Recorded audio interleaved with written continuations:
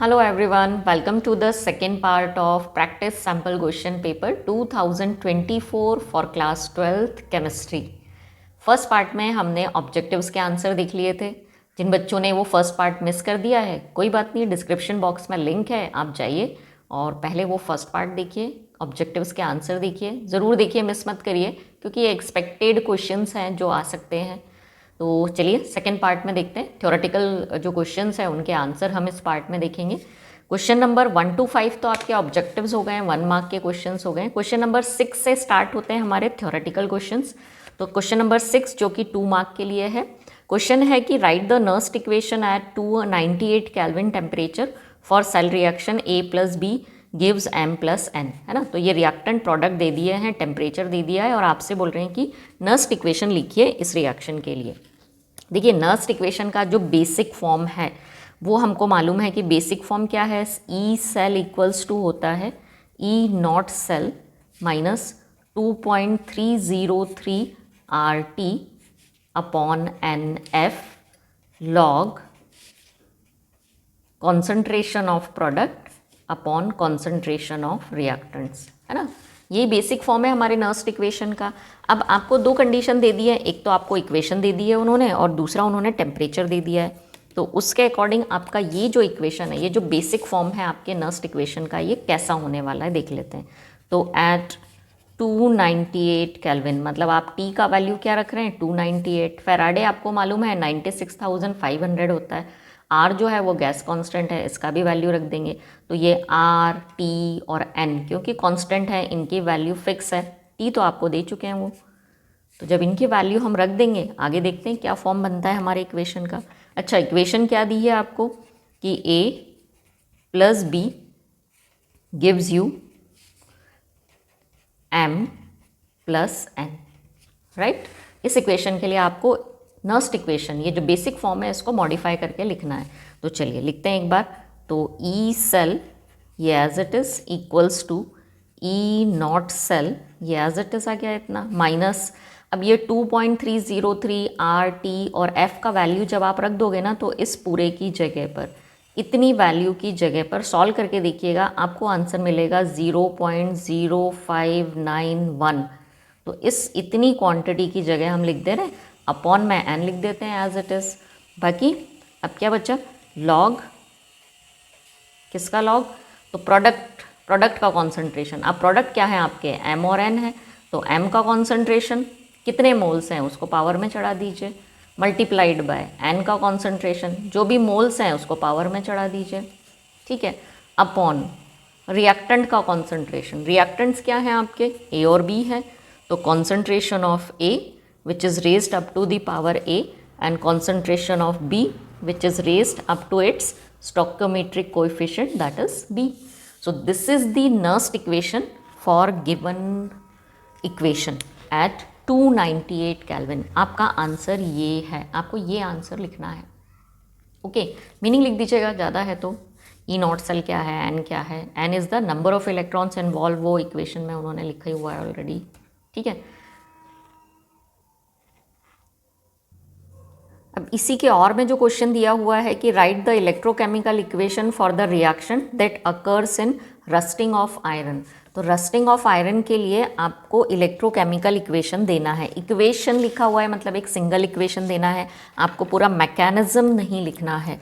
Electrochemical equation हमको लिखनी है फॉर रस्टिंग ऑफ आयरन। क्योंकि केवल इक्वेशन बोल रहे हैं तो एक ही इक्वेशन में हम रस्टिंग ऑफ आयरन समझा देंगे। तो यहाँ मैं ले रही हूँ Fe प्लस, बैलेंस हम बाद में कर देंगे, प्लस हमने लिया ये O2 और क्योंकि हमारा एयर मॉइस्ट है तो साथ में हमने ले लिया वाटर मॉलिक्यूल। ये फिक्स नहीं है इसलिए X लिखा हुआ है मैंने। क्या होगा, तो आयरन का ऑक्सीडेशन होगा, यहाँ पर एनोड का काम हमारा आयरन करेगा और ये in the form of moist air के फॉर्म में ये प्रेजेंट होंगे। तो in the form of moist air O2 and H2O will react with iron and it will form Fe2O3.XH2O। ये कहलाएगा हमारा rust of iron. This is the chemical formula for rust of iron, ठीक है। Balance कर लेते हैं, तो एक काम करती हूँ यहाँ 3 कर देते हैं, यहाँ 4 कर देते हैं, यहाँ 2 कर देते हैं, हो गया balance. So 4Fe plus 3O2 plus XH2O, you will get 2Fe2O3 dot XH2. This is rusting of iron, electrochemical equation for rusting of iron. And question number 7. Now question number 7 is determine the order of reaction for the following reaction. In reactions के लिए आपको order of reaction बताना है। सबसे easy question है हमारे इस question paper का। ये रिएक्शन दी हुई हैं दोनों, आपको इनसे कोई लेना देना नहीं है। ऑर्डर ऑफ रिएक्शन के लिए वो इस तरीके का रेट लॉ एक्सप्रेशन देंगे जिसमें दिया रहेगा रेट इक्वल्स टू के इंटू, देखिए इस कॉन्सेंट्रेशन की पावर में जो भी लिखा हो वो ऑर्डर हो जाएगा। तो इस रिएक्शन के लिए इसका ऑर्डर हो जाएगा 2, और इस रिएक्शन में क्योंकि कॉन्सेंट्रेशन के ऊपर कुछ नहीं लिखा है और केमिस्ट्री में कुछ नहीं लिखा हो तो वो 1 माना जाता है। तो आंसर हो गया, इस रिएक्शन का ऑर्डर हो गया 2, इस रिएक्शन का ऑर्डर हो गया 1। कैसे पहचाना आपने? इस इक्वेशन से। इस इक्वेशन से आपने फाइंड किया कि ये जो कॉन्सेंट्रेशन टर्म होती है पावर में जो भी लिखा होता है वो ऑर्डर होता है। ओके, क्लियर है? तो चलिए, एक तो ये हो गया। इसी के और में इसी टाइप का एक क्वेश्चन दिया हुआ है कि identify the order of reaction with the help of rate constant. Rate constant की वैल्यूज़ दी हुई हैं और आपको बोला गया है कि ऑर्डर पहचानिए। देखो बेटा, वैल्यू से कुछ नहीं लेना देना है, आपने ऑर्डर देखने के लिए देखना है इसकी यूनिट। के की यूनिट जो है वो आपको ऑर्डर देगी, तो आपको सिर्फ ये देखना है, वैल्यू में कुछ भी लिखा हो कोई मतलब नहीं है। तो लीटर पर मोल पर सेकेंड, ये जो यूनिट है ये सेकेंड ऑर्डर रिएक्शन को बताती है, और पर सेकेंड जो है ये फर्स्ट ऑर्डर रिएक्शन को बताती है। मतलब फर्स्ट ऑर्डर रिएक्शन के लिए के का यूनिट पर सेकेंड होता है और सेकेंड ऑर्डर के लिए ये है लीटर पर मोल पर सेकेंड। आपको यदि ये कंसेप्ट क्लियर नहीं है, मेरा ऑलरेडी शॉर्ट्स बना हुआ है इसके ऊपर और एक वीडियो में डिटेल वीडियो बनाने वाली हूँ बहुत जल्द, तो आप उस वीडियो को ज़रूर देखिए और ये कंसेप्ट अपना क्लियर कर लीजिए। Question number 8 again for 2 marks कि write the general electronic configuration for elements of 3D transition series. 3D transition series के लिए आपको ये जनरल इलेक्ट्रॉनिक कॉन्फ़िगरेशन पूछा जा रहा है। तो n-1 यहाँ 3D उन्होंने क्लियर कर दिया है कि 3D आपने सीधा स्टार्ट करना है। n-1 की जगह 3D, इलेक्ट्रॉन्स के नंबर आप लिखेंगे 1 to 10 एंड इसके बाद आएगा NS, मतलब आएगा 4S 1 to 2। ये इलेक्ट्रॉनिक कॉन्फ़िगरेशन रहेगा आपके 3D सीरीज़ के जो एलिमेंट्स हैं उनके लिए। 3D 1 to 10, 4S 1 to 2। Now इसी के और में क्वेश्चन दिया हुआ है कि 4F, ध्यान से पढ़िएगा, 3D पूछ रहे हैं, अकेला D पूछ रहे हैं। यदि केवल D पूछें तो यहाँ लिखिएगा n-1, यहाँ लिखिएगा n, बट उन्होंने स्पेसिफाई करके पूछा हुआ है तो हमने इसीलिए ये वैल्यूज़ पुट करके बता दिए। नाउ सिमिलर क्वेश्चन है और में कि जो right the general electronic configuration for 4F inter transition series, है ना, जो 4F एलिमेंट्स हैं, F ब्लॉक एलिमेंट्स हैं, उनका आपसे जनरल इलेक्ट्रॉनिक कॉन्फ़िगरेशन पूछा जा रहा है। तो चलिए, यहाँ जनरल इलेक्ट्रॉनिक कॉन्फ़िगरेशन 4F के लिए बनेगा XE के बाद में आप लिख लीजिए 4F 1 to 14 and then 5D 0 to 10 and then we are having 6S2। You can write 0 to 2 also. तो ये हो गया जनरल इलेक्ट्रॉनिक कॉन्फ़िगरेशन। अब इसकी जगह आप क्या लिख सकते हैं? इसकी जगह आप लिख सकते हैं, यदि 4F नहीं दिया हो तो आप यहाँ लिखिए n-2 F, यहाँ 4 की जगह n-2, 5 की जगह n-1 और 6 की जगह आप n लिख दीजिए यदि जनरल पूछते हैं तो। बट यहाँ क्योंकि उन्होंने स्पेसिफाई किया हुआ है इसलिए मैंने ये वैल्यूज़ पुट करके आपको जनरल इलेक्ट्रॉनिक कॉन्फ़िगरेशन बताया है।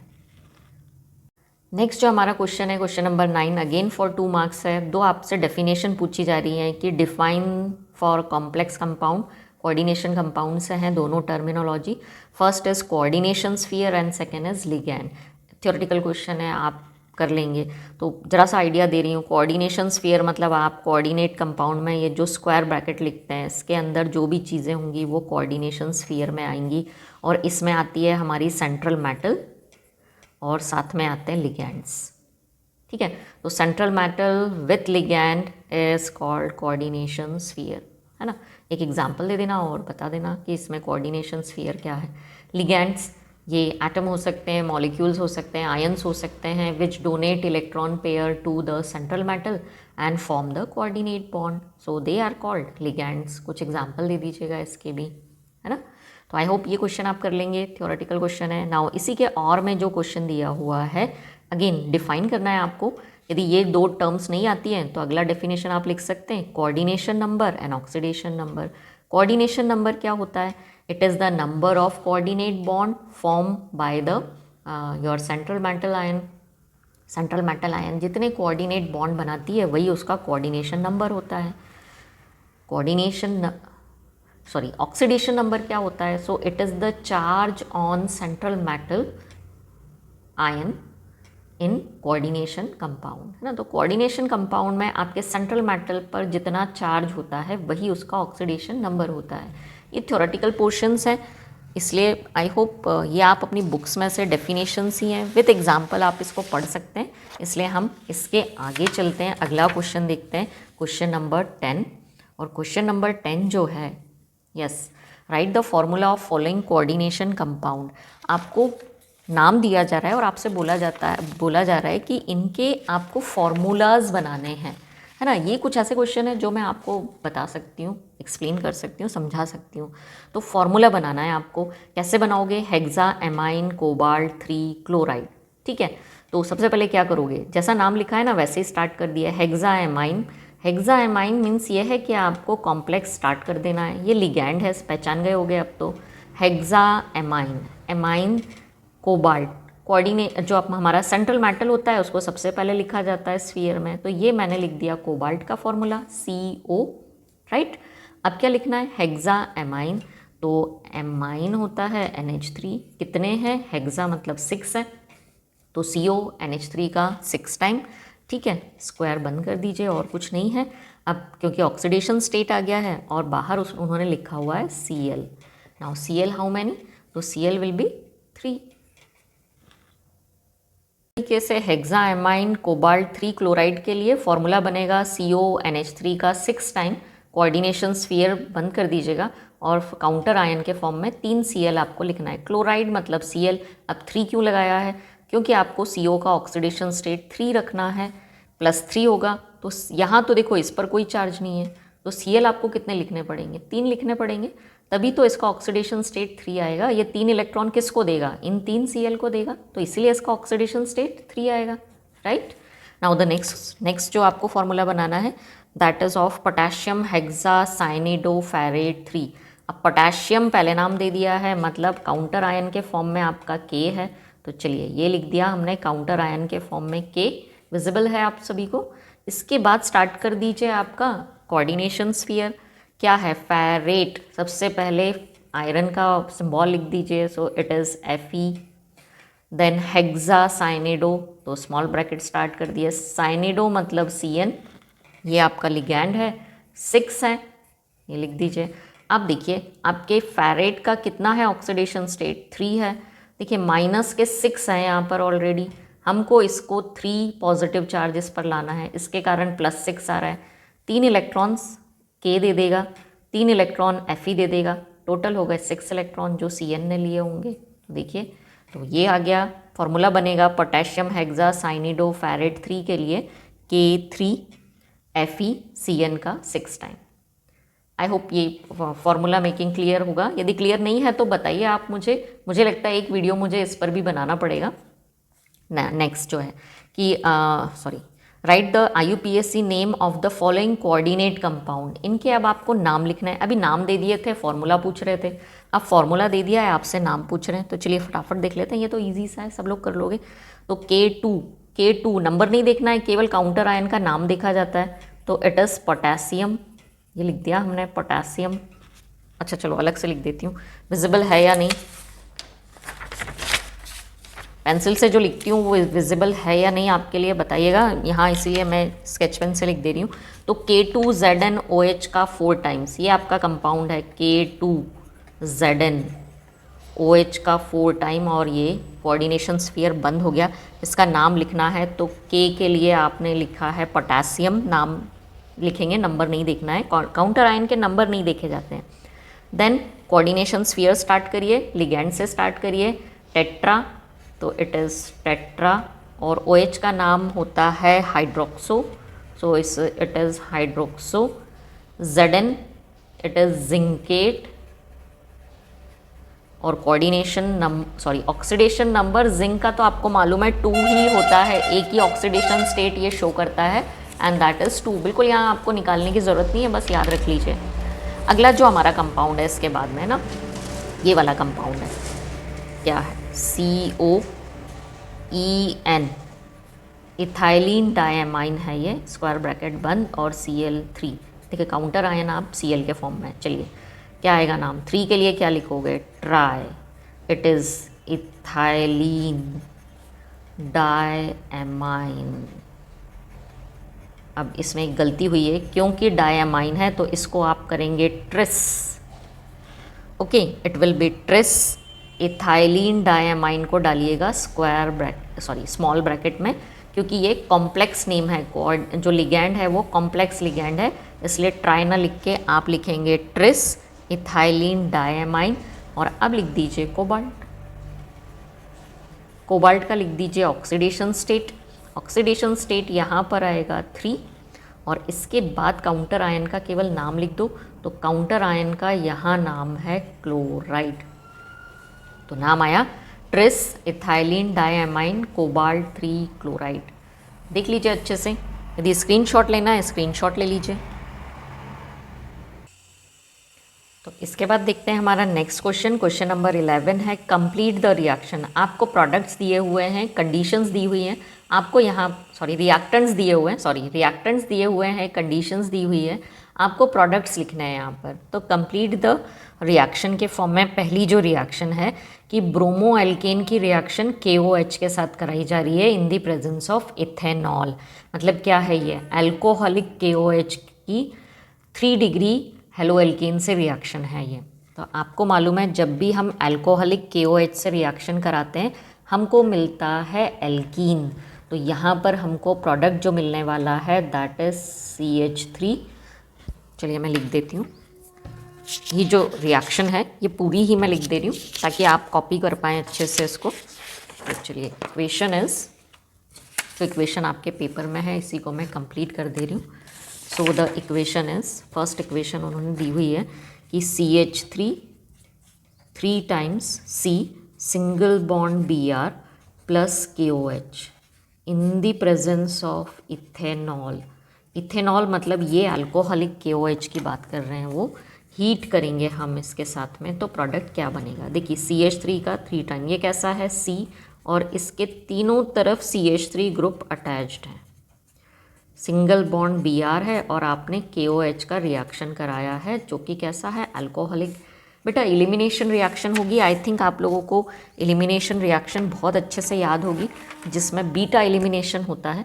तो ये हो गया आपका अल्फा कार्बन, इसमें से ये भी बीटा है, ये भी बीटा है, और ये भी बीटा है। किसी से भी आप यहाँ हाइड्रोजन ले सकते हैं, यहाँ से Br ले सकते हैं।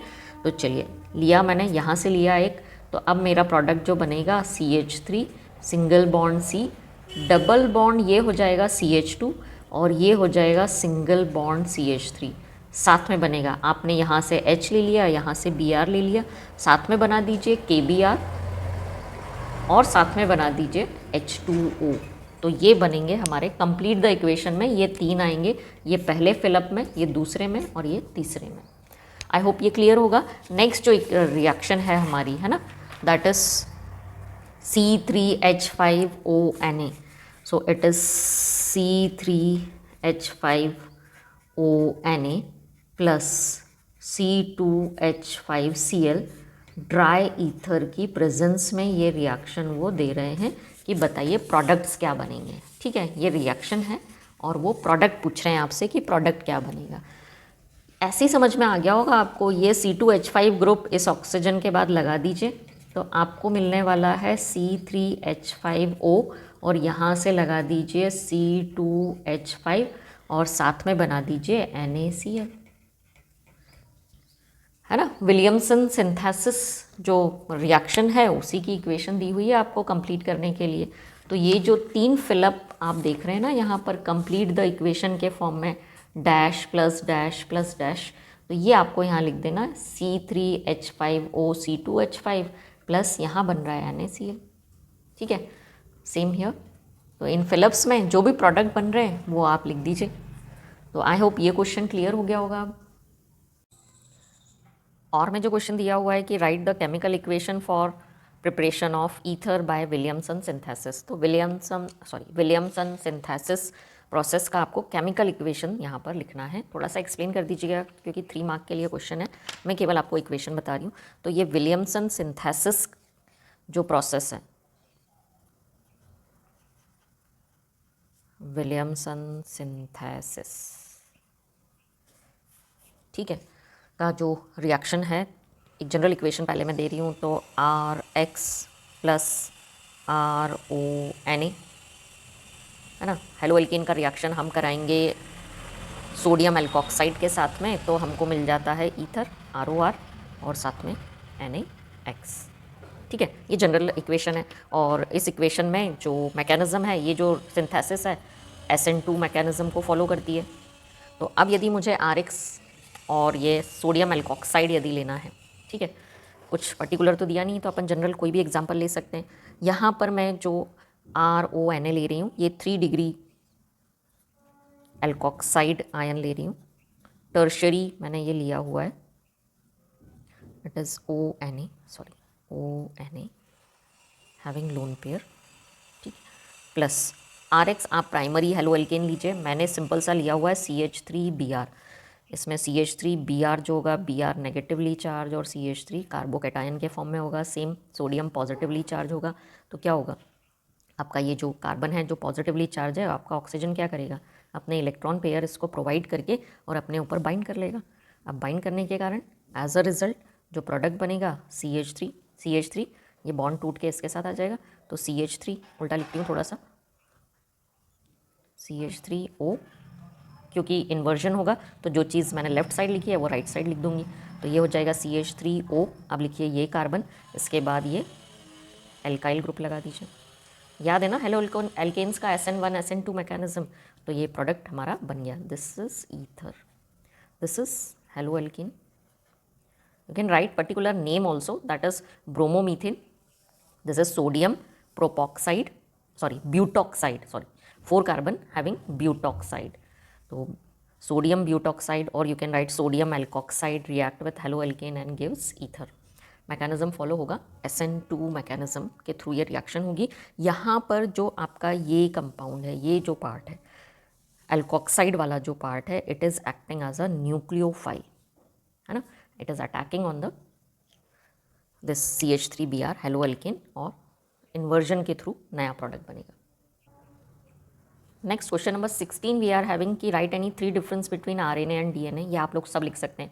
DNA डबल स्टैंडर्ड होता है, RNA सिंगल स्टैंडर्ड होता है। DNA जेनेटिक मटेरियल है, RNA प्रोटीन सिंथेसिस को कंट्रोल करता है।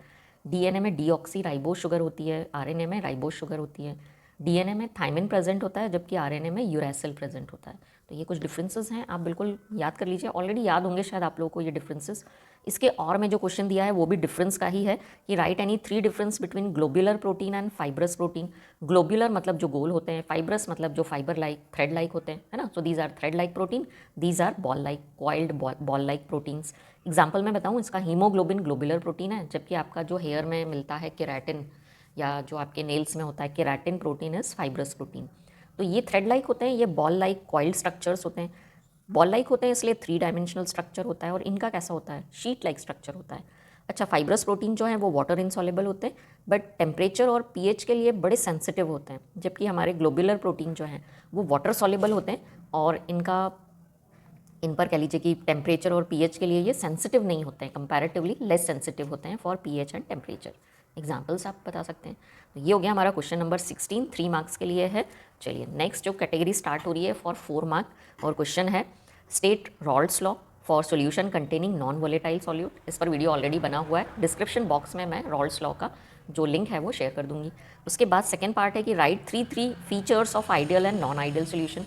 देखो रॉल्ड्स लॉ को जो फॉलो करे सारे रिजल्ट उसी के अकॉर्डिंग मिले, वो ideal solution. Which do not obey Raoult's law at every concentration and temperature, that is called non ideal solution. Ideal solution में क्या होता है, ऑन मिक्सिंग कोई वॉल्यूम चेंज नहीं होता, तो डेल वी मिक्स 0 होता है। इसमें डेल वी मिक्स मतलब चेंज इन वॉल्यूम आपको मिलेगा, आइदर वॉल्यूम बढ़ेगा या कम होगा। सेम एंथैल्पी चेंज 0 होगा, मतलब जब आप ये सॉल्यूशन बनाएंगे ए और बी को मिक्स करके, ना तो एनर्जी इवॉल्व होगी ना तो एब्जॉर्ब होगी। यहाँ पर definitely del H enthalpy change या तो पॉजिटिव होगा या तो नेगेटिव होगा, मतलब या तो एनर्जी एब्जॉर्ब होगी या तो रिलीज होगी। During the formation of ideal solution जो इसके कंपोनेंट्स होंगे उनमें किसी भी तरीके का कोई भी केमिकल इंटरेक्शन नहीं होगा, जबकि नॉन आइडियल सॉल्यूशंस जब बनेंगे तो इनके कंपोनेंट्स के बीच में इंटरेक्शन होगा और इसीलिए या तो एनर्जी रिलीज होगी या तो एनर्जी एब्जॉर्ब होगी।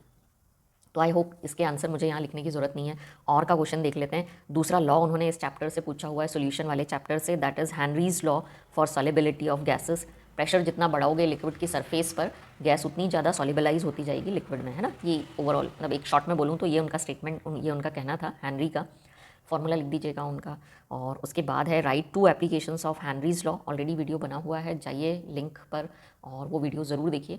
तो बड़े इंपॉर्टेंट हैं इनके इस लॉ के एप्लीकेशंस हमारे डेली लाइफ में। कार्बोनेटेड ड्रिंक्स इन्हीं के लॉ के एप्लीकेशन का नतीजा है।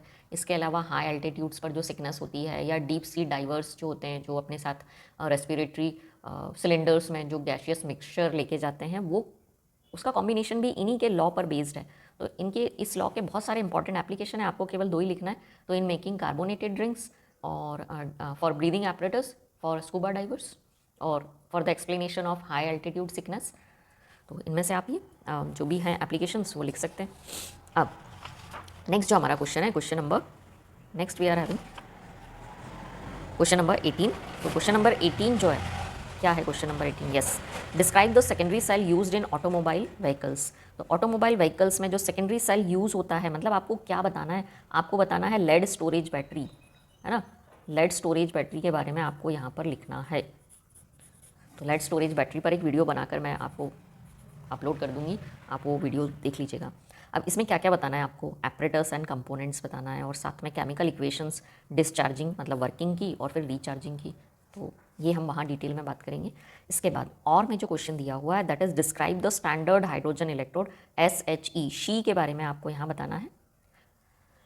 इसका वीडियो भी बना हुआ है, आप चैनल पर जाइए और आपको ये सारी वीडियोस, लेबल डायग्राम मिल जाएगा, केमिकल रिएक्शंस मिल जाएंगी and value of potential difference भी आपको मिल जाएगा। नेक्स्ट क्वेश्चन है क्वेश्चन नंबर 19। चलिए जो करने वाला क्वेश्चन है अभी पर, दैट इज क्वेश्चन नंबर 19। क्या बोल रहे हैं क्वेश्चन नंबर 19 कि right N appropriate example and 3 main features of biomolecular nucleophilic substitution reaction mechanism. कौन सा मैकेनिज्म समझाना है आपको? SN2 मैकेनिज्म समझाना है आपको with an appropriate example. Example क्या लोगे यहाँ पर? कौन सा आपने हेलो एल्केन लेना है 1 डिग्री, 2 डिग्री, 3 डिग्री। तो SN2 के लिए आप एग्जाम्पल लीजिएगा 1 डिग्री RX, क्योंकि प्राइमरी हेलो एल्केन्स जो होते हैं दे प्रेफर दिस मैकेनिज्म। तो जो भी एग्जांपल लोगे CH3Cl या C2H5Cl, प्राइमरी हेलो एल्केन लीजिएगा और उससे इस मैकेनिज्म को एक एग्जांपल से आपको समझाना है, ठीक है। तो वीडियो बना हुआ है, बहुत सारे टॉपिक के वीडियो, जितने इंपॉर्टेंट टॉपिक हैं सभी के वीडियोस आपको DNA क्लासेस पर अवेलेबल हैं। एक बार थोड़ा सा आप सर्च करिए इस चैनल पर, आपको बहुत सारे इंपॉर्टेंट एंड यूजफुल वीडियोस मिल जाएंगे। नेक्स्ट, इसी के ऑप्शन में जो क्वेश्चन दिया हुआ है कि write only chemical equations, chemical equation ही केवल आपको लिखनी है। 4 उन्होंने रिएक्शंस के नाम दे दिए, हेलो एल्केन से ही है ये चारों रिएक्शंस। अब कौन कौन सी रिएक्शन दी हुई है तो देखिए, फर्स्ट रिएक्शन उन्होंने दे दी है वुड्स रिएक्शन, नेक्स्ट है फ्रैंकलैंड रिएक्शन दी हुई है, नेक्स्ट है फिटिग रिएक्शन दे रहे हैं और नेक्स्ट है स्वार्ट्ज रिएक्शन उन्होंने दिया हुआ है। तो वुड्स रिएक्शन तो देखो, अब बहुत टाइम हो गया आपको पढ़ते हुए, 11th में भी हम पढ़ चुके हैं। तो वुड्स रिएक्शन जिसमें हम सोडियम मेटल यूज़ करेंगे, केवल केमिकल इक्वेशन देनी है।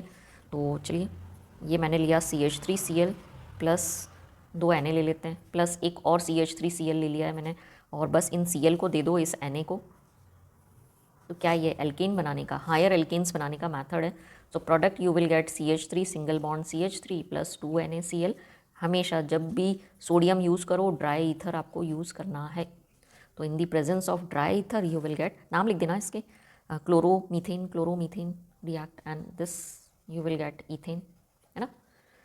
तो ये बन गया हमारा first equation. Now the second equation जो है, अगला क्या बोल रहे हैं? फ्रैंकलैंड रिएक्शन, बी जो है, दिस इज ए, बी जो है that is Frankland reaction. Frankland reaction में हम जो यूज़ करेंगे सेम है, ये मॉडिफिकेशन है एक्चुअली आपके जो वुड्स रिएक्शन का मॉडिफिकेशन है, बस इसमें आप सोडियम की जगह यूज़ करते हैं जिंक मेटल। तो 2Zn ले लेते हैं और रिएक्शन अब मैं करा दे रही हूँ CH3 आएगी और इधर CH3 आएगी। आयोडाइड लिया हुआ है मैंने, आयोडो एल्कीन लिए हुए हैं, आप चाहें तो RR ले सकते हैं यहाँ पे। और अब आप बनाएंगे CH3 Zn CH3 प्लस बनेगा ZnI2, आप इसकी जगह R लिख सकते हैं।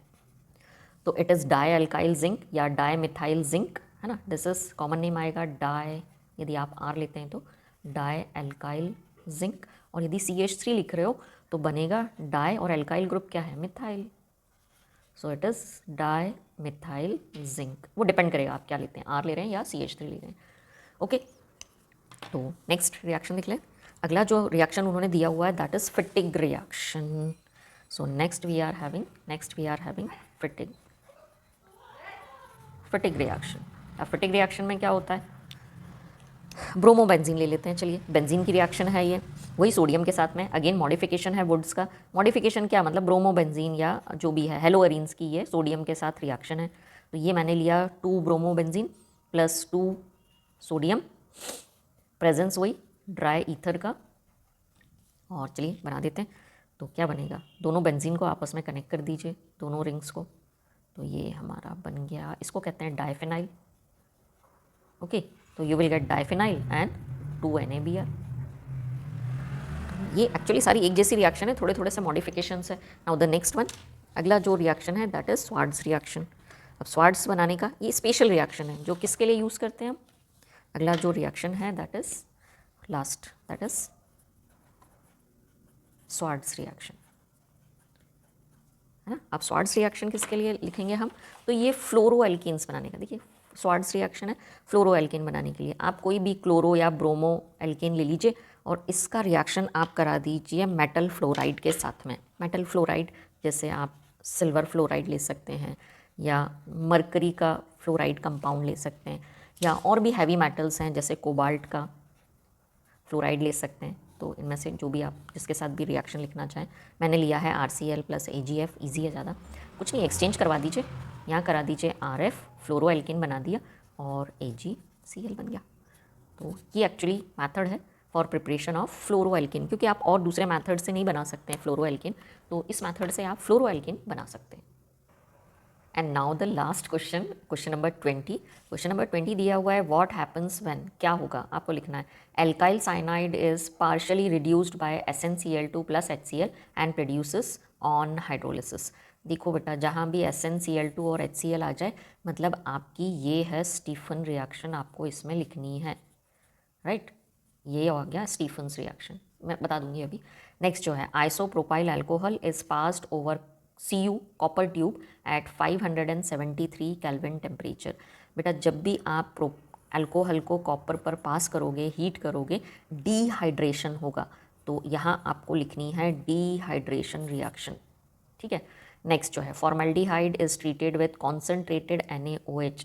फॉर्मेल्डिहाइड की दो ही फेमस रिएक्शंस हैं, एक यूरोट्रोपिन बनाता है अमोनिया के साथ में और दूसरा कॉन्सेंट्रेटेड NaOH के साथ ये देता है, यस याद आ गया, Cannizzaro reaction, not having zaro, can not having zaro, याद आया कुछ, नहीं याद आया है, जाइए मेरे चैनल पर सर्च करिए कैनिज़ारो रिएक्शन। नेक्स्ट, तो कैनिज़ारो रिएक्शन का इक्वेशन लिख लेंगे। नेक्स्ट है ethanoic acid is heated in the presence of P2O5। Ethanoic acid को, एसिटिक एसिड को जब भी आप गर्म करोगे P2O5 की प्रेजेंस में, ये देगा कंडेंसेशन रिएक्शन और बनाएगा एनहाइड्राइड। ये मैंने आपको क्लू दे दिए हैं, इक्वेशंस मैं आपको अभी बता दे रही हूँ। और वाला क्वेश्चन जो है aldol condensation and cross aldol condensation आपको समझाना है विद केमिकल इक्वेशन। सिंपली यहाँ बता रही हूँ, एल्डोल कंडेंसेशन पर वीडियो बना हुआ है, सेम क्रॉस एल्डोल कंडेंसेशन पर भी वीडियो चैनल पर है। सारे वीडियोज़ के लिंक मैं डिस्क्रिप्शन बॉक्स में शेयर कर रही हूँ। देखो एल्डोल कंडेंसेशन सेम एल्डिहाइड्स के बीच में होगा या सेम कीटोन्स के बीच में होता है, जबकि क्रॉस एल्डोल कंडेंसेशन दो डिफरेंट एल्डिहाइड, दो डिफरेंट कीटोन्स या एक एल्डिहाइड और एक कीटोन के बीच में होगा। बाकी डिटेल पढ़ने के लिए आप मेरे उस वीडियो पर जाइए और ये दोनों जो कंडेंसेशन है वो वहाँ पर आपको मिल जाएगा। तो अब मैं बात कर लेती हूँ इन इक्वेशंस की। ये तो समझ में आ गया आपको कि आपको कौन कौन सी रिएक्शंस यहाँ पर लिखनी है। फर्स्ट जो रिएक्शन वो बोल रहे हैं, जो उन्होंने दिया हुआ है कि एल्काइल साइनाइड, है ना, सबसे पहले तो ऐसे लिख लीजिए। फर्स्ट है alkyl cyanide is reduced, alkyl cyanide, जब नहीं आए ना कुछ भी ऐसा पेपर में रफ में लिख लिया करो, एल्काइल साइनाइड रिड्यूस मतलब रिडक्शन कराना है, रिडक्शन कराओगे मतलब H के साथ रिएक्शन कराओगे, reduced by SnCl to NHCl, इनकी प्रेजेंस में आपको ये रिडक्शन कराना है और फिर आपको उसका हाइड्रोलिसिस कराना है, जो भी प्रोडक्ट बनेगा उसका हाइड्रोलिसिस करा देंगे। तो चलिए एल्काइल साइनाइड होता है RCN, तो RCN प्लस रिडक्शन करा देंगे इन दी प्रेजेंस ऑफ, यहाँ पर HCl को मैं लिख रही हूँ, SnCl2 को मैं ऊपर प्रेजेंस बता रही हूँ। फर्स्ट एडिशन प्रोडक्ट आपको मिलेगा, 2 हाइड्रोजन आपने यूज़ करना है, एक C को दे दीजिए एक H को दे दीजिए, so you will gate LD-, that is RCHNH और ये आ जाएगा HCl that is LD- hydrochloride, और अब इसका करा दीजिए आप hydrolysis, so you will gate RCHO plus NH4Cl। ये हमारा पहला इक्वेशन बन गया। अब सेकंड क्या बोला था मैंने आपसे, डिहाइड्रेशन रिएक्शन लिखनी है।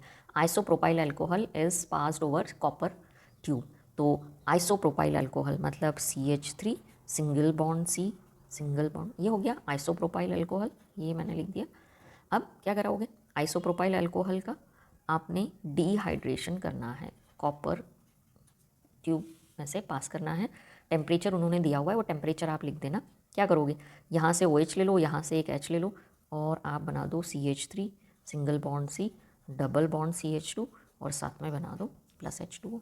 तो ये क्या मिल गया आपको, प्रोपीन मिल गया आपको आइसोप्रोपाइल अल्कोहल से। It is isopropyl alcohol. आया चीज़ समझ में? आप चाहें तो स्क्रीनशॉट ले सकते हैं इसका। अब अगली इक्वेशन दूसरे कलर से लिखती हूँ ताकि थोड़ा सा डिस्टिंग्विश रहे। थर्ड जो उन्होंने बोला हुआ इक्वेशन C वाला जो इक्वेशन है, क्या लिखना है, formaldehyde treated with concentrated NaOH। क्या बोला था मैंने आपको, sorry, formaldehyde treated with concentrated NaOH, Cannizzaro reaction लिखनी है आपने। तो HCHO का HCHO फॉर्मेल्डिहाइड हो गया, ट्रीटेड विथ कॉन्सेंट्रेटेड NaOH हो गया। क्या लिखोगे, कैनिज़ारो रिएक्शन लिखनी है आपने। चलो लिख देते हैं। कैनिज़ारो रिएक्शन में क्या होता है, एक मॉलिक्यूल ऑक्सीडाइज होता है, एक मॉलिक्यूल रिड्यूस होता है। तो ये हो गया हमारा कॉन्सेंट्रेटेड NaOH। अब ये एज इट इज़ मिल जाएगा, तो यहाँ एक काम करते हैं, प्रेजेंस बता देते हैं। तो in the presence of NaOH एक मॉलिक्यूल को कन्वर्ट कर दीजिए एसिड में, फॉर्मिक एसिड में, और एक को कन्वर्ट कर दीजिए अल्कोहल में। सो it is formic acid, methanoic acid and it is methanol, right. Now last one, ABCD, last क्या था, ethanoic acid is heated in the presence of P2O5, condensation reaction बतानी है। तो चलो इथेनॉइक एसिड मतलब क्या, CH3COOH प्लस एक और ले लो, कंडेंसेशन में 2 मॉलिक्यूल तो चाहिए, CH3COOH, राइट। तो ये हमने लिया 2 मॉलिक्यूल्स ऑफ इथेनॉइक एसिड। क्या करवाना है, इसको हीट करना है। हीट करना है किसकी प्रेजेंस में, P2O5 फॉस्फोरस पेंटा ऑक्साइड की प्रेजेंस में हमको हीट करना है। क्या बनेगा, एसिड एनहाइड्राइड बनेगा। CH3CO या एज इट इज़ ले लो, CH3CO एज इट इज़ ले लो, एक ऑक्सीजन से इनको कंबाइन कर दो और साथ में वाटर मॉलिक्यूल को रिमूव कर दो। तो ये जो फॉर्मूला हमारा बन रहा है ना, इट इज़ एसिड एनहाइड्राइड। क्या किया बेटा आपने, यहाँ से OH ले लिया, यहाँ से H ले लिया, इसको वाटर के फॉर्म में रिमूव कर दिया। अब इतना एज इट इज़ लिख दिया, CH3CO, यहाँ से भी CH3CO ये लिख दिया। अब ये जो एक एक्स्ट्रा ऑक्सीजन था ना, इसको दोनों से कनेक्ट कर दिया, right. So this is acid anhydride, ये बन गया। ये क्या था, methanoic acid and this is methanol, right, या formic acid and this is methanol, methyl alcohol. So I hope पूरा जो क्वेश्चन पेपर है, सैम्पल क्वेश्चन पेपर मैंने सॉल्व करा दिया है। वीडियो आपको यूज़फुल लगता है तो ज़्यादा से ज़्यादा इसको शेयर करिए। It will help you for the preparation of final exam. All the best, do well और अपना 100% दीजिए। और अब बाकी सारी चीज़ें बंद कर दीजिए, बस पढ़ाई में लग जाइए।